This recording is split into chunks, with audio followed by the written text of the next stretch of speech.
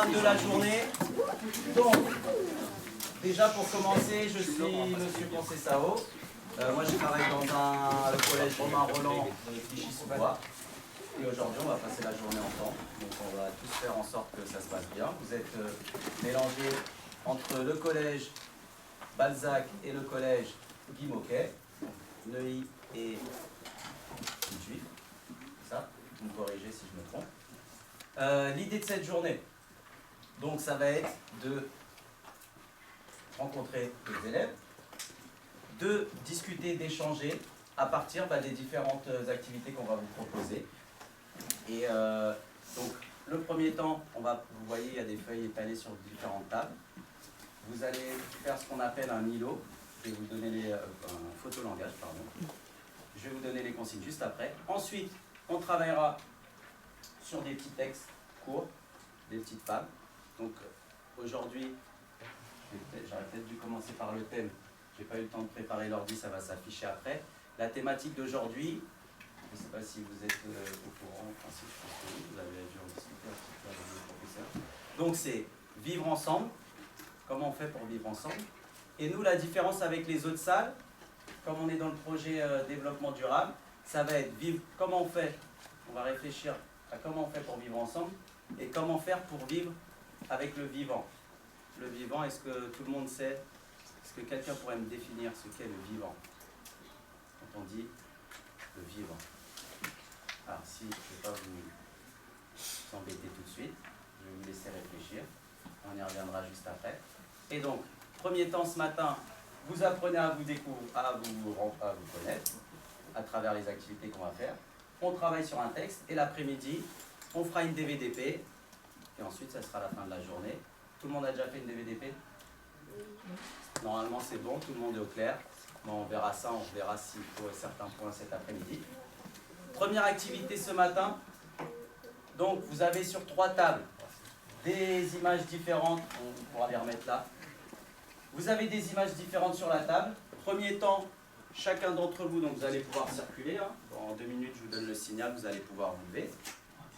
Chacun d'entre vous devra choisir une image qui correspond, selon vous, selon chacun d'entre vous, le mieux au thème. Je vais l'écrire. Vivre ensemble.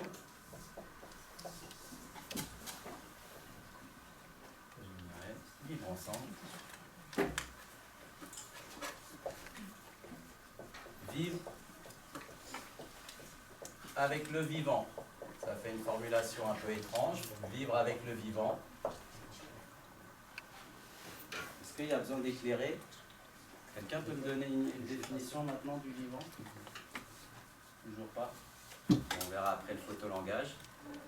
Donc, premier temps, chacun choisit une image. Vous avez le droit d'être 2 à choisir la même image. Pas de souci. Vous la mettrez en commun. Et ensuite, selon les images, on se répartira en différents îlots. 1, 2, 3, 4, 5. On va faire 5 îlots après à chaque fois. Vous serez réunis, mélangés dans les différents collèges. Et vous devrez justifier entre vous pourquoi moi j'ai choisi cette image.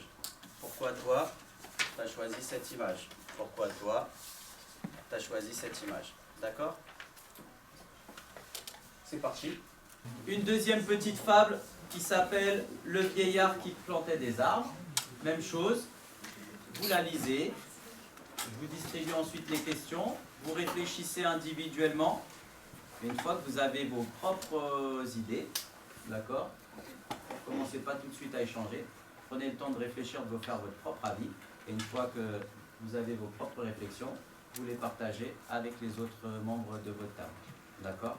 Et on continue comme ça à nourrir la réflexion pour notre discussion de tout à l'heure.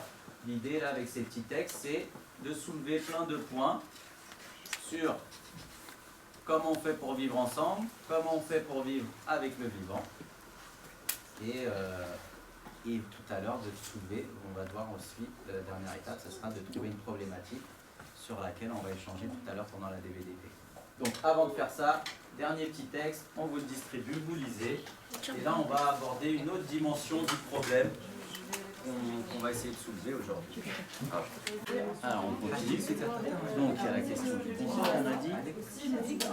Est-ce qu'on est tous égaux dans le monde sur cette question-là? Alors quel serait le mot pour montrer justement qu'on n'est pas tous égaux? On parlerait de quoi?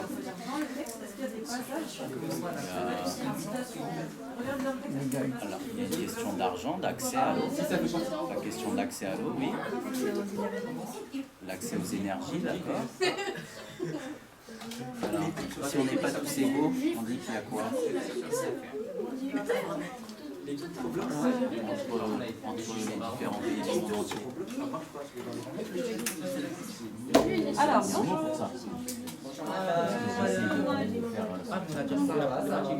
on a notre problématique qui est Merci. Donc on est d'accord qu'au niveau de la Terre, il y a des inégalités sur cet accès à l'eau. Ok. Alors on va poser cette liste-là. Quel problème on pourrait poser avec les inégalités, le confort, l'eau, avec ces idées-là? Et la pollution. Est-ce qu'on est tous égaux face à la pollution, face à l'accès à l'eau? Non. D'accord. Mais ça ne fait pas encore trouver l'angle problème, comment on va aborder la chose. Alors, est-ce que vous avez des idées? comment ça? Comment ça quoi? Ouais. L'idée. Là, par exemple, qu'est-ce qu'on peut noter? Quelle question le document, par exemple, quelle question posait la question des inondations? Le premier texte qu'on a fait ce matin.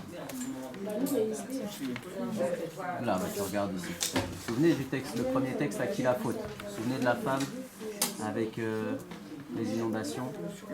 Ils cherchaient quoi, les villageois? Un coupable. Ok, donc quelle question on peut poser par rapport à la culpabilité? Égoïste, pourquoi?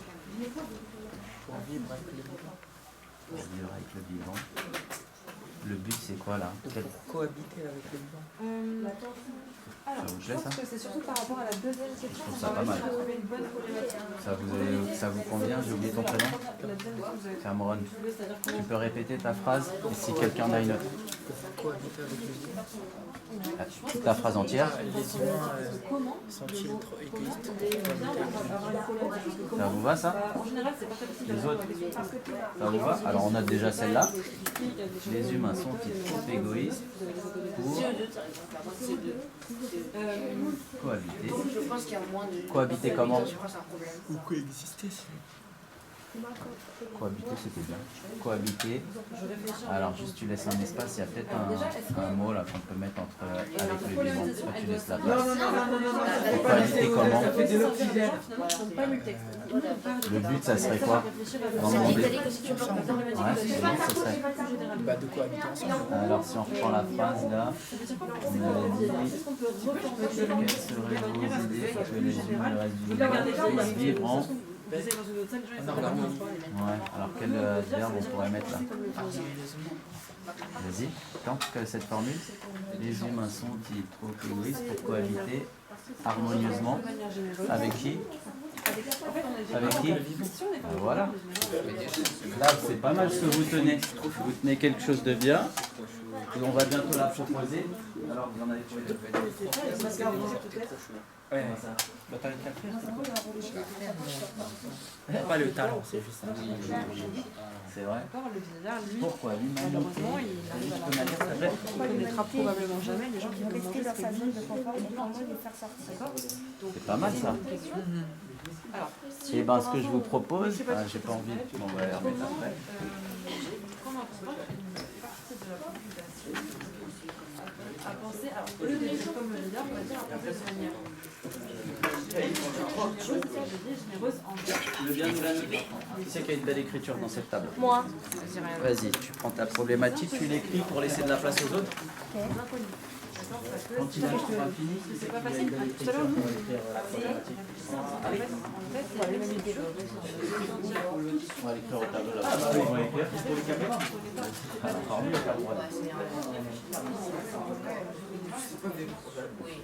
L'humanité. J'écris bien.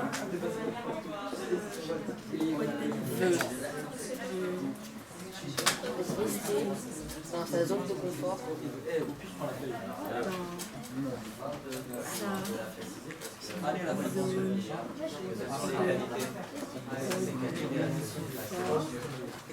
Comment alors là,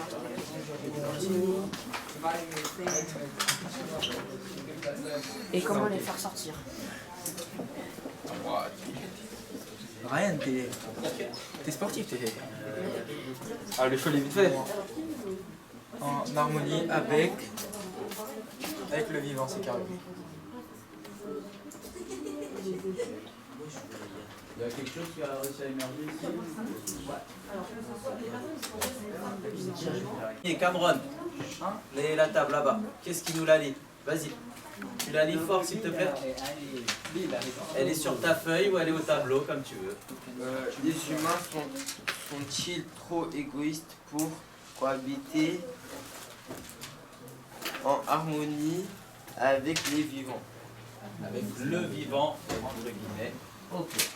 Les humains sont-ils trop égoïstes pour cohabiter en harmonie avec le vivant? Tout le monde comprend la problématique? Ok. Tu nous lis la vôtre? Pourquoi l'humanité veut rester dans sa zone de confort et comment on va vous faire sortir? Tout le monde a compris? À vous.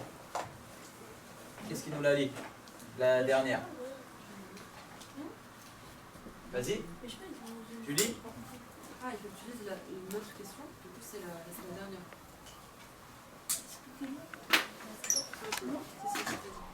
Allez, quelqu'un. Il faut juste lire une phrase. La dernière. Comment Tu peux t'approcher sur la feuille.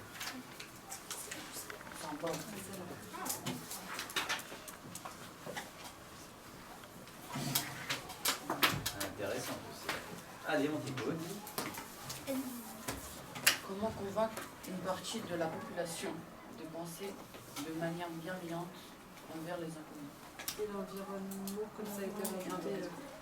Ok, comme ça on parle de nous les humains et on englobe aussi le vivant avec le mot environnement. Et nous en manque une. Doit-on considérer que ce sont les hommes qui détruisent le monde? Ok. Là on a 4 propositions et il faut qu'on se décide, comme tout à l'heure avec les images, on trouve un consensus, un compromis. Est-ce qu'il y en a une qui se dégage? Donc soit chacun défend sa problématique, soit on va voter, on va voir. Donc là, ça va être juste distribuer la parole. Si personne, je referai un tour. Si personne ne le fait, je le ferai. Sauf si quelqu'un d'autre veut le faire. Donc si personne prend ce rôle, je vais être obligé de le prendre. Qui souhaite être synthétiseur? Synthétiseur, quelqu'un peut rappeler les règles et lire? Tu peux lire, Cameron, s'il te plaît? Écoutez attentivement, notez que tout ce qu'il a compris, être la mémoire et l'intelligence collective, résumer l'intelligence collective, ne pas intervenir dans la discussion pour se concentrer sur son rôle. Alors, sur le dernier point, on va voir après. Là, si on devait résumer en un verbe, qu'est-ce qu'ils doivent faire les synthétiseurs? Écoutez. Écouter, mais surtout... Ouais, mais d'une certaine manière. Ils doivent synthétiser tout. Regardez notre petit dessin. Je vais essayer de résumer ce qui a été dit. Donc tout à l'heure, quand je dirais, bah là il est temps d'arrêter la discussion. D'ailleurs, est-ce que quelqu'un veut être maître du temps? Oui. Tu veux le faire? Alors, je répète la problématique. C'est vous qui l'avez choisi. Comment convaincre une partie de la population de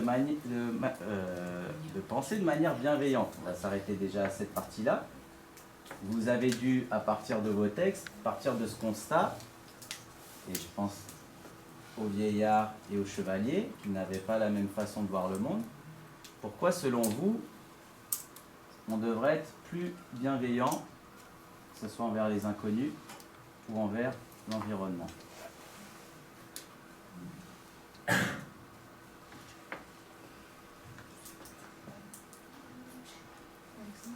on fait que de penser à nous-mêmes en fait. On pense pas à la nature et tout. On pense juste à notre confort.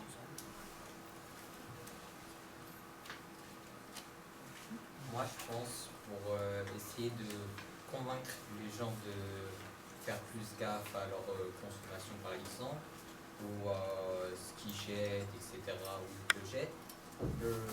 Moi, je partirais plus sur demander aux personnes un peu plus influentes et surtout ceux qui ont du pouvoir sur la nouvelle génération, parce que c'est elle qui va un peu, on va dire un peu changer plus de choses que l'ancienne, parce que ils vont vivre déjà plus longtemps et ils auront plus d'impact, déjà parce qu'ils sont plus nombreux et qu'ils vont vivre plus longtemps, comme j'ai dit. Et du coup, moi, je serais pour demander aux gens plus influents de faire au moins 2-3 fois en parler, faire un peu plus de signes au niveau de ça, ou faire plus de collaboration avec des associations, par exemple Nike, qui sont assez influents. Ben, on peut le voir aujourd'hui, je ne sais pas s'il y a des gens qui portent Nike, mais bon, c'est une marque qui est assez connue. Par exemple, elle pourrait faire des trucs avec des associations.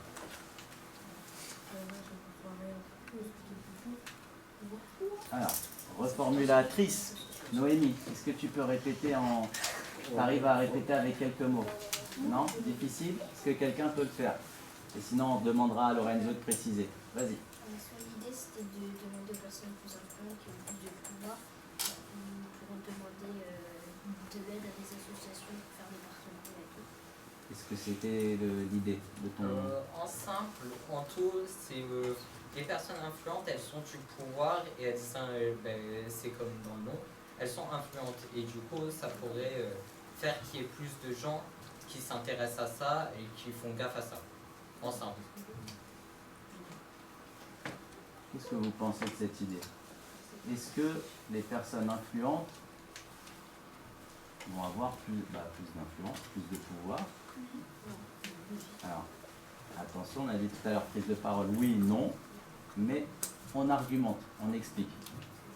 Et Amélia, sois bien attentive. Ceux qui lèvent la main, vas-y.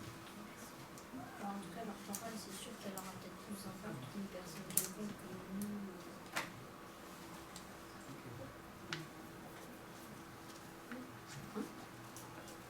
Est-ce que votre problématique, elle pose la question, est-ce que l'humanité, j'essaie d'élargir, a besoin d'un changement de mentalité? Si on repense à notre fable du vieillard, du chevalier, est-ce qu'on a besoin d'un changement de mentalité si on regarde le monde actuel comme il fonctionne? Je crois que c'était un peu le sens de votre problématique. Alors, qu'est-ce qu'il faudrait changer dans les façons de penser, dans les mentalités des uns et des autres, pour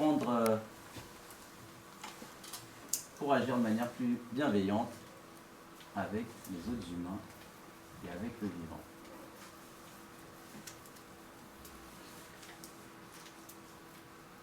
Alors, est-ce qu'on peut le reformuler autrement? On va le redire autrement. L'idée, c'est le monde actuel fonctionne d'une façon qui est plutôt, si on reprend notre fable, qui ressemble plutôt au regard du chevalier ou du vieillard. Donc, comment fonctionne le système actuel, le monde actuel dans lequel on vit?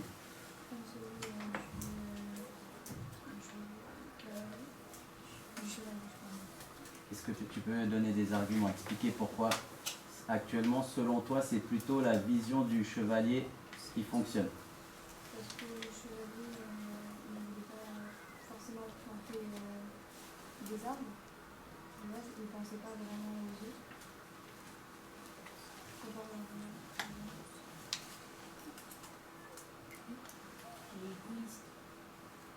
On essaie de faire des phrases.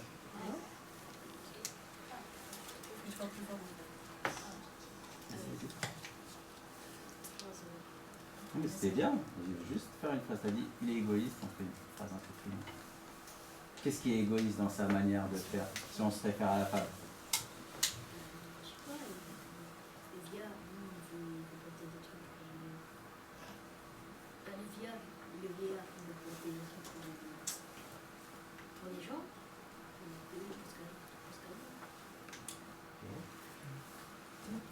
Pour moi, on n'est pas vraiment dans la mentalité du chevalier. On est plus dans une transition plutôt que rester sur la mentalité du chevalier.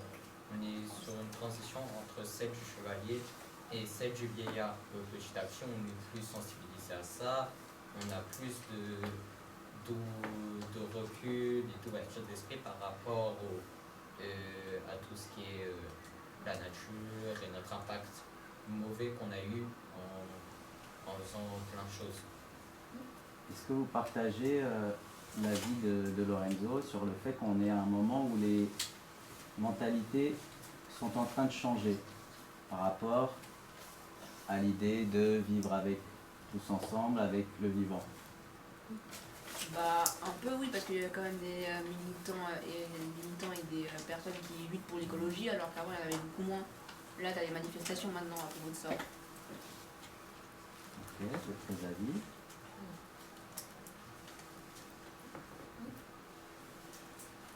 Est-ce que vous avez des exemples concrets de choses qui ont évolué, qui se sont améliorées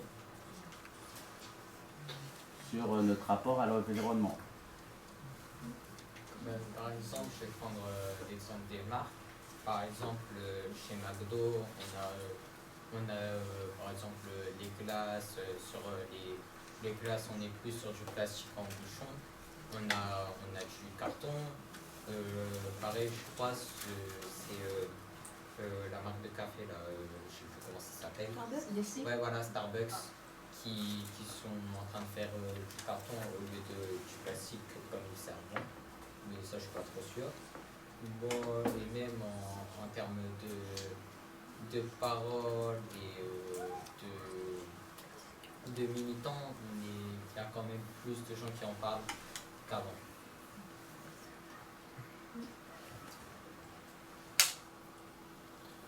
Par exemple, comme tu as dit, sur Starbucks, ils font plus de carton que de plastique, ils font du carton exprès, parce que s'ils restent avec du plastique, ça va plus polluer, parce qu'il y a des gens qui jettent ça dans la mer et ça tue les poissons.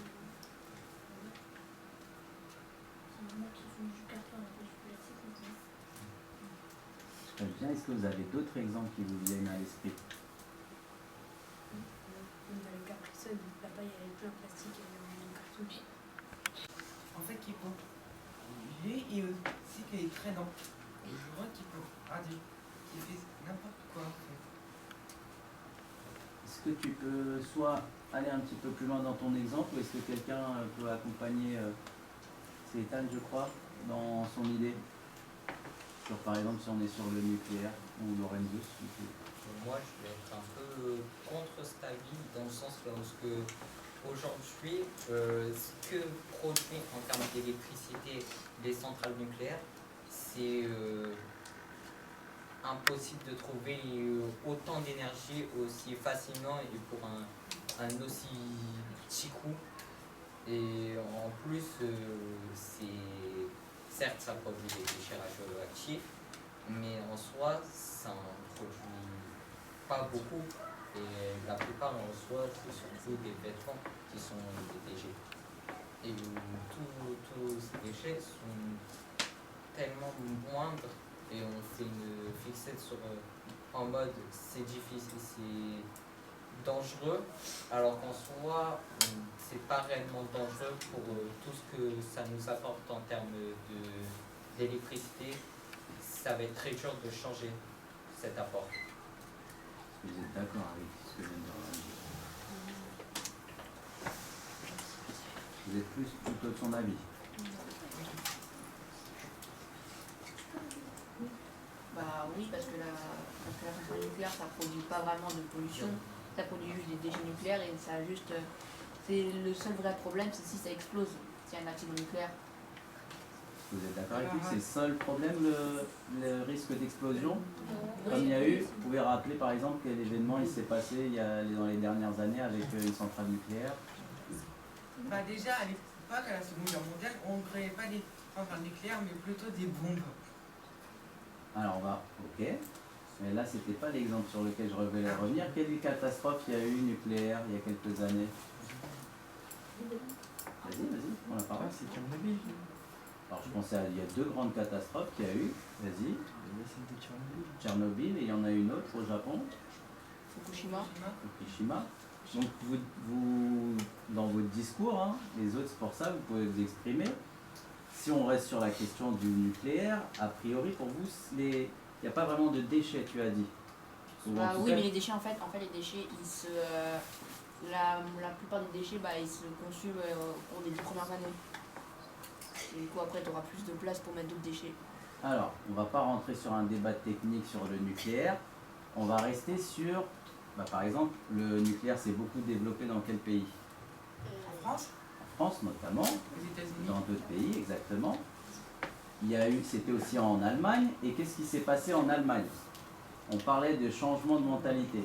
Qu'est-ce qui s'est passé? Ils sont obligés de faire une centrale à charbon parce qu'ils n'ont pas assez d'électricité. Je crois que... Alors c'est vrai ce que tu dis, en fait ils ont renoncé, là où je voulais en venir, c'est qu'ils avaient développé le nucléaire comme en France et après un changement de mentalité a fait qu'ils ont décidé d'arrêter, de renoncer au nucléaire et ça pose aujourd'hui d'autres problèmes.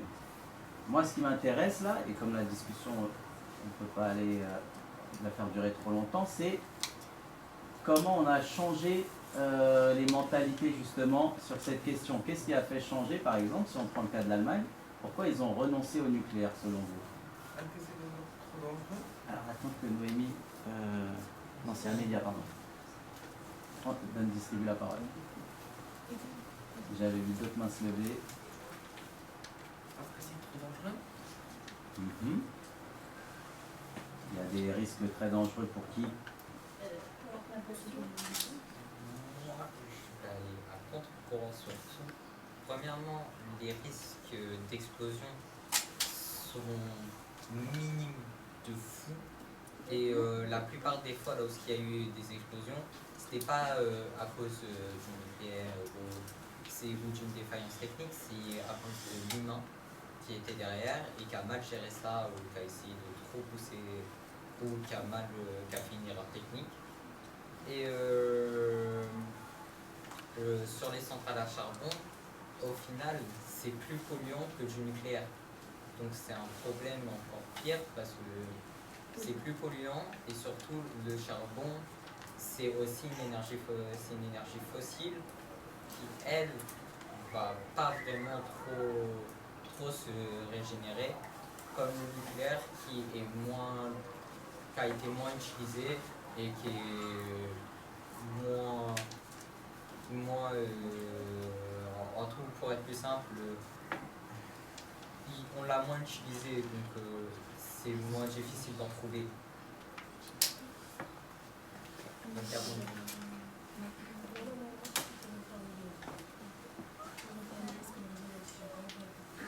Reformulatrice, il y a une demande, on fait appel à toi. Alors, on va laisser vas-y, tu laisses intervenir ton camarade et tu vas essayer de résumer ton idée, de la reformuler pour que tout le monde la comprenne bien, ton idée sur le nucléaire. Vas-y, ton camarade. Le mouvement du centrale nucléaire n'a pas besoin d'uranium qui est un matériau qu'on va exploiter qui est fossile, mais on n'a pas besoin autant de grande quantité parce que le charbon on a besoin en permanence alors que l'uranium, tu fais une barre d'uranium et ça dure longtemps, je crois, avant de l'uranium. D'accord. Pas bien entendu. Alors, Une demande de volume. Alors oui, déjà quand vous prenez la parole, essayez de parler un peu plus fort. Alors, on va essayer de ne pas rentrer trop dans des débats techniques avec le nucléaire, les différentes pollutions. Moi, là, ce qui nous intéresse, c'est au niveau des mentalités. Qu'est-ce qui les fait évoluer? Qu'est-ce qui fait qu'on a du mal à évoluer sur certains sujets?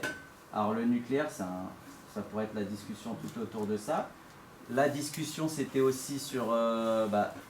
ça pose la question de l'environnement. Tu disais, tu avais tendance plutôt à dire que, tu as dit c'est une erreur humaine. Et justement, là l'erreur humaine avec le nucléaire, est-ce que il y avait une des questions tout à l'heure, c'était est-ce que les catastrophes naturelles, enfin pas forcément naturelles, qui se passent loin, est-ce qu'on est concerné que par les catastrophes proches de chez nous ou celles qui peuvent se passer n'importe où dans le monde?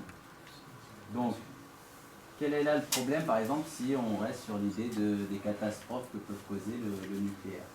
Le nucléaire a un moins grand impact que par exemple l'utilisation du gaz, qui lui par contre est utilisé par tout le monde et de manière constante.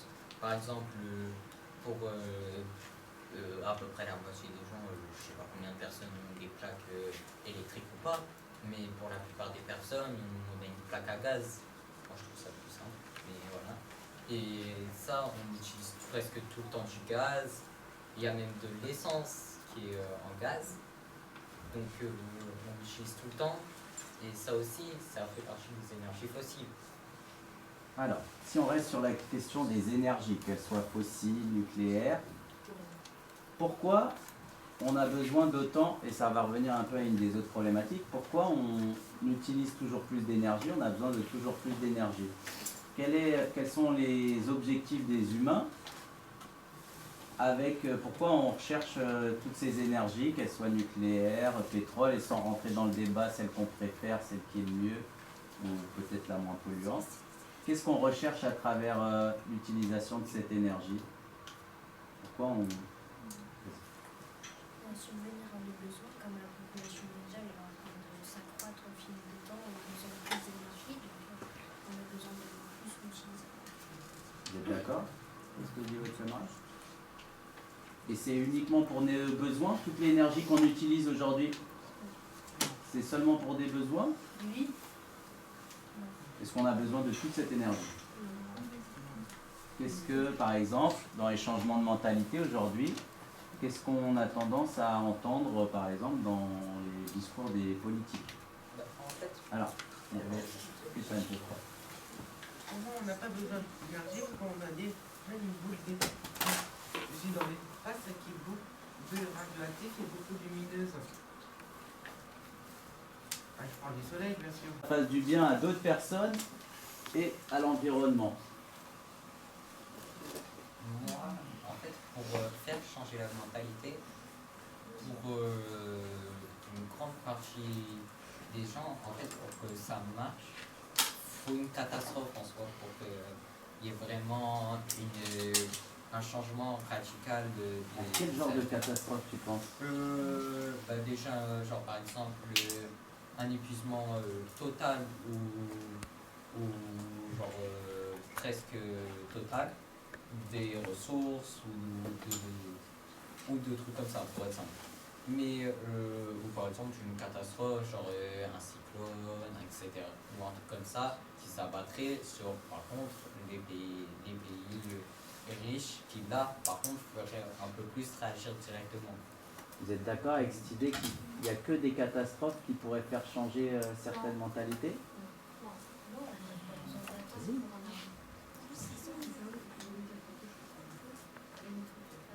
Moi, je pense qu'on n'a pas besoin d'en arriver là, genre, de tout pouvoir accéder à une ressource ou quoi, il faut avant. Il ne faut pas attendre le moment où ce sera une catastrophe, parce que ce sera trop. Là, on est en train de soulever une autre problématique, celle d'un autre groupe. Les humains sont-ils trop égoïstes pour cohabiter avec le vivant? Ou en tout cas, tu voulais dire quelque chose? Ouais, je vous propose un exemple concret, le mien. J'ai vendu ma voiture. Donc maintenant, je me déplace en transport en commun, en vélo. Alors peut-être parce que j'ai vécu aussi dans des pays où effectivement on fait beaucoup de choses en vélo. Mais alors c'est vrai que ça complique des fois un petit peu plus les choses sur sa vie personnelle. Mais c'est quelque part, parce que je pense que c'était pour ma fille, et je vais faire attention vraiment, et même pour 1 kilomètre, on va essayer de le faire sur le pied, sur le vélo, soit autrement, mais pas systématiquement prendre sa voiture pour des petits trajets ou des choses comme ça. Alors, des réactions par rapport à ça. Sur nos habitudes à se déplacer, par exemple, dans ce cas-là, ou dans nos habitudes de consommation. Et je reviens à ma question, est-ce que c'est facile de changer certaines habitudes de transport, de consommation? Et comment, si on ne change pas les mentalités, comment on peut autrement que par une prise de conscience?